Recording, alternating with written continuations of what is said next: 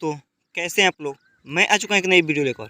और आज का वीडियो होने वाला हमारा सब्जेक्ट हिंदी का क्लास 12 यानी क्लास 12 के लिए है। और चैप्टर 1 है और उस चैप्टर का नाम है बातचीत। और यह है बिहार बोर्ड एग्जाम 2024 के लिए बहुत इंपॉर्टेंट क्वेश्चन है। और जितने भी क्वेश्चन हैं सारे क्वेश्चन ऑब्जेक्टिव टाइप के क्वेश्चन हैं। तो चलिए एक एक क्वेश्चन को करके देखते हैं। अगर वीडियो पसंद आए तो सब्सक्राइब जरूर कीजिएगा। तो दोस्तों, हमारे सामने पहला क्वेश्चन आया है, बालकृष्ण भट्ट की रचना बातचीत क्या है। यानी जो बालकृष्ण भट्ट की रचना है यानी बातचीत, वह क्या है। यह बातचीत निम्नलिखित में कौन सी विधा है। बात दोनों एक ही हुआ, तो इसका सही आंसर हो जाएगा ऑप्शन नंबर डी यानी ललित निबंध है। यानी बालकृष्ण भट्ट की रचना जो बातचीत है वह क्या है, ललित निबंध है। चलिए दूसरा क्वेश्चन देखते हैं, बालकृष्ण भट्ट किस युग के निबंधकार है। यानी जो बालकृष्ण भट्ट हैं वह किस युग के रचनाकार या निबंधकार हैं। ठीक है, इसका सही आंसर हो जाएगा ऑप्शन नंबर बी यानी भारतेंदु युग के। किस युग के हैं, भारतेंदु युग के निबंधकार हैं। चलिए तीसरा क्वेश्चन देखते हैं, मनुष्य की बातचीत का उत्तम तरीका क्या है। यानी जो मनुष्य है उसकी बातचीत का उत्तम तरीका क्या है। इसका सही आंसर हो जाएगा ऑप्शन नंबर सी यानी भीड़ से बात करना। यानी मनुष्य की बातचीत करने का उत्तम तरीका क्या है, भीड़ से बात करना। चलिए 4 नंबर क्वेश्चन देखते हैं, संवाद में सबसे महत्वपूर्ण क्या है। यानी संवाद या बातचीत करने में सबसे महत्वपूर्ण चीज़ क्या है। इसका सही आंसर हो जाएगा ऑप्शन नंबर सी यानी आत्मीयता है। यानी आत्मीयता का मतलब हुआ कि आत्मनिर्भर या सेल्फ कॉन्फिडेंस। ठीक है, चलिए 5 नंबर क्वेश्चन देखते हैं, बालकृष्ण भट्ट का जन्म कहाँ हुआ था। बहुत ही इंपॉर्टेंट क्वेश्चन है कि बालकृष्ण भट्ट का जन्म कहाँ हुआ था। इसका सही आंसर हो जाएगा ऑप्शन नंबर बी यानी 23 जून 1884 ईस्वी को। बालकृष्ण भट्ट का जन्म कब हुआ था, 23 जून 1884 ईस्वी को। चलिए 6 नंबर क्वेश्चन देखते हैं, संयोगिता स्वयंवर रचना है। यानी संयोगिता स्वयंवर रचना यानी किसकी रचना है। इसका सही आंसर हो जाएगा ऑप्शन नंबर सी यानी श्रीनिवास दास जी की है। किसकी रचना है, श्रीनिवास दास जी की। और ये क्वेश्चन बहुत ही इंपॉर्टेंट क्वेश्चन है क्योंकि पूछ रहा है क्या, संयोगिता स्वयंवर किसकी रचना है। अगर आपको ऑप्शन में दे देगा कि यह है किसकी, बालकृष्ण भट्ट की, तो सारे लोग उसी को लगाएंगे, लेकिन वह उनका नहीं है। यह है श्रीनिवास दास जी का है संगीता स्वयंवर रचना। ठीक है, चलिए 7 नंबर क्वेश्चन देखते हैं, कौन सी रचना बालकृष्ण भट्ट की नहीं है। देखिए आप क्वेश्चन क्या कर रहा है कि कौन सी रचना है जो बालकृष्ण भट्ट की नहीं है। यानी है अगर होता तब दूसरा होता, अगर नहीं है तो इसमें कौन सा होगा। इसका सही आंसर हो जाएगा ऑप्शन नंबर डी यानी पुरुष परीक्षा। यानी जो पुरुष परीक्षा है वह बालकृष्ण भट्ट की पुस्तक नहीं है। चलिए 8 नंबर क्वेश्चन देखते हैं, कौन सी रचना बालकृष्ण भट्ट की है। देखिए क्वेश्चन वहाँ पे क्या था कि बालकृष्ण भट्ट की पुस्तक नहीं है तो उसका नाम था पुरुष परीक्षा। और यहाँ पे पूछ रहा है कौन सी रचना बालकृष्ण भट्ट की है। इसका सही आंसर हो जाएगा ऑप्शन नंबर ए यानी रेल का विकट खेल। देखिए आपको याद रखना है कि कौन है और कौन नहीं है। जो होगा वो कौन सा है, यानी बालकृष्ण भट्ट की रचना है तो रेल का विकट खेल, और नहीं तो कौन होगा, पुरुष परीक्षा। ठीक है, चलिए 9 नंबर क्वेश्चन देखते हैं, बालकृष्ण भट्ट ने कौन सा मासिक पत्र निकाला था। यानी जो बालकृष्ण भट्ट थे उन्होंने कौन सा मासिक पत्र निकाला था। इसका सही आंसर हो जाएगा ऑप्शन नंबर सी यानी हिंदी प्रदीप्त। बालकृष्ण भट्ट ने कौन सा मासिक पत्रिका निकाला था, तो हिंदी प्रदीप। चलिए 10 नंबर क्वेश्चन देखते हैं, बातचीत किस विधा की रचना है। यानी जो बातचीत है वह किस विधा की रचना है। इसका सही आंसर हो जाएगा ऑप्शन नंबर डी यानी निबंध है। बातचीत क्या है, निबंध है। आपको याद रखना है कि बातचीत निम्नलिखित में क्या है, तो निबंध है। ठीक है, चलिए 11 नंबर क्वेश्चन देखते हैं, रॉबिन्सन क्रूसो ने 16 वर्ष की उपरांत किसके मुख से एक बात सुनी। यानी जो रॉबिन्सन क्रूसो थे वह 16 वर्ष के उपरांत यानी 16 वर्ष के बाद किसके मुंह से एक बात सुनी। इसका सही आंसर हो जाएगा ऑप्शन नंबर ए यानी फ्राइडे के मुंह से क्या की, उन्होंने एक बात सुनी। दोस्तों अगर वीडियो आपको यहाँ तक पसंद आई हो तो सब्सक्राइब कर लीजिए और अपने दोस्तों के साथ शेयर कीजिए। चलिए 12 नंबर क्वेश्चन देखते हैं, बातचीत शीर्षक निबंध के निबंधकार हैं। यानी जो बातचीत शीर्षक निबंध है उसके निबंधकार कौन है। इसका सही आंसर हो जाएगा ऑप्शन नंबर डी यानी बालकृष्ण भट्ट। कौन है, बालकृष्ण भट्ट है जो बातचीत पाठ को या बातचीत निबंध को लिखे हुए हैं।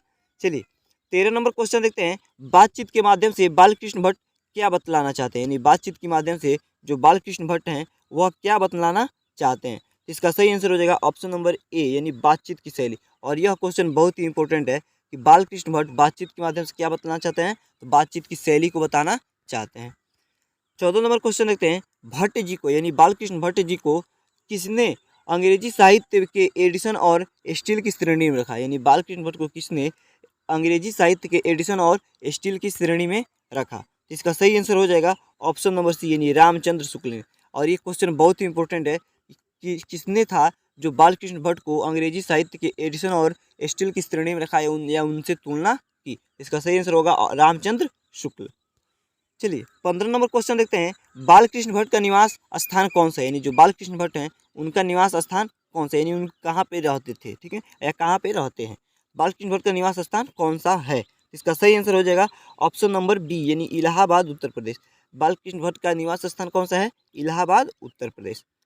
चलिए 16 नंबर क्वेश्चन देखते हैं, बालकृष्ण भट्ट ने किस पत्रिका का संपादन किया? यानी जो बालकृष्ण भट्ट थे उन्होंने किस पत्रिका का संपादन किया? तो इसका सही आंसर हो जाएगा ऑप्शन नंबर सी, यानी हिंदी प्रदीप का। और यह एक मासिक पत्रिका थी। कैसी पत्रिका थी? मासिक पत्रिका थी। चलिए 17 नंबर क्वेश्चन देखते हैं, बालकृष्ण भट्ट ने हिंदी प्रदीप्त नामक मासिक पत्रिका निकालना कब प्रारंभ किया? यानी मान लीजिए हम लोग पढ़ लिए अभी कि बालकृष्ण भट्ट ने हिंदी प्रदीप्त नामक एक पत्रिका मासिक पत्रिका निकाला, लेकिन वो कब से निकालना शुरू किया या प्रारंभ किया? इसका सही आंसर हो जाएगा ऑप्शन नंबर ए, यानी 1877 से। कब से शुरू किए? 1877 से। तो देखिए मैं आपको एक चीज़ बता दूं कि हिंदी प्रदीप एक क्या है? मासिक पत्रिका है, और उसको बालकृष्ण भट्ट ने निकाला था, और उसको 1877 से उसको निकालना शुरू किए थे। चलिए 18 नंबर क्वेश्चन देखते हैं, कौन सी रचना बालकृष्ण भट्ट द्वारा रचित नहीं है? नहीं देखिए दोस्तों यहाँ पे रचना गलती लिखा गया है, तो आप लोगों को घबराना नहीं है। कौन सी रचना बालकृष्ण भट्ट द्वारा रचित नहीं है, यानी इसमें कौन सी ऐसी रचना है जो बालकृष्ण भट्ट नहीं लिखे हुए हैं या उनको नहीं बनाए हुए हैं? इसका सही आंसर हो जाएगा ऑप्शन नंबर सी, यानी मेघदूतम।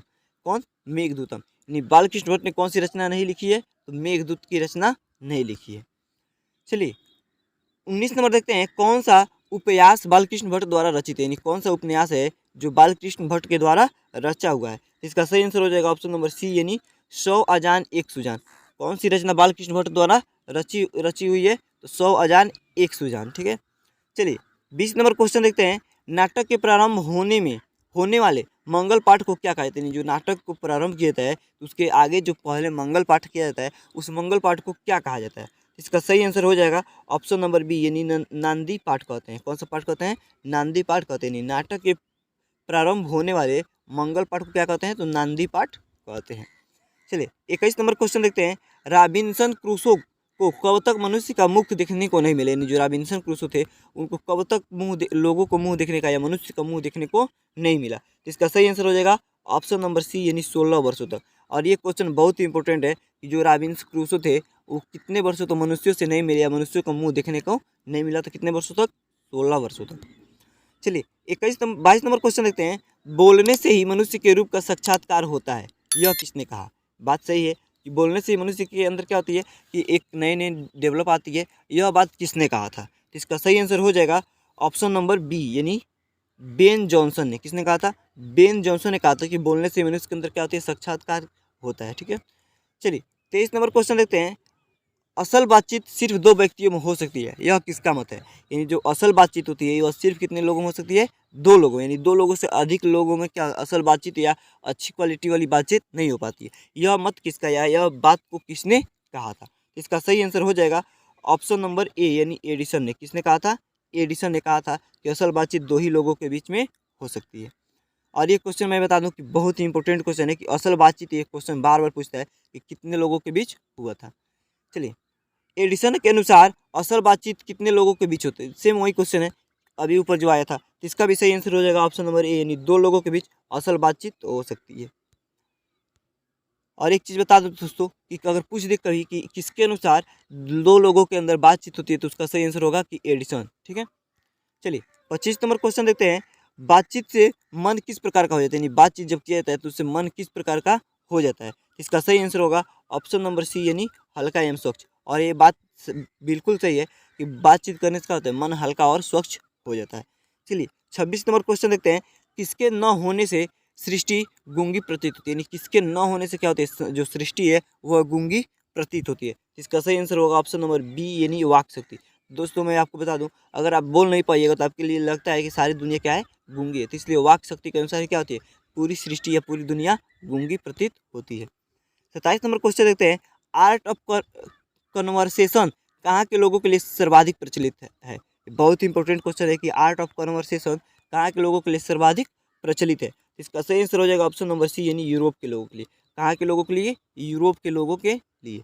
चलिए 28 नंबर क्वेश्चन देखते हैं। बालकृष्ण भट्ट किस काल के रचनाकार हैं? और ये बहुत ही इंपॉर्टेंट क्वेश्चन है। कोई भी रचनाकार होते हैं तो उनके पूछता है कि किस काल के रचनाकार हैं। तो इसका सही आंसर हो जाएगा ऑप्शन नंबर डी, यानी आधुनिक काल के। बालकृष्ण भट्ट किस काल के रचनाकार है? तो आधुनिक काल के रचनाकार।